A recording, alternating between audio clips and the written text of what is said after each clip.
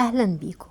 طبعا زي ما احنا قلنا ان احنا ايام اعياد، وطبعا جاي علينا شم النسيم، وشم النسيم ده بيحتاج شوية بهجة كده جميلة. نسعد بيها نفسنا. فايه رأيكم؟ بدل ما نلون البيت بصبغات وحاجات، ممكن نعمل منه اشكال جميلة زي اللي احنا شايفينها دي. طب هي عملتها ازاي؟ جابت قشر البيض، لزقته مع بعضه بمسدس الشمع زي ما احنا شايفين، وحطيته فوق القش، واستخدمت ايه؟ القشر ده في انه يبقى فيه ورود اشكالها جميلة، وتقدري انتي تتفنني اكتر من كده.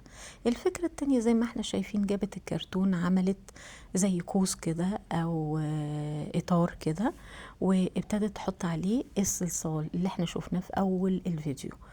الصلصال ده بتشكله باشكال جميلة، اشكال البيض الملون، دي فكرة حلوة قوي.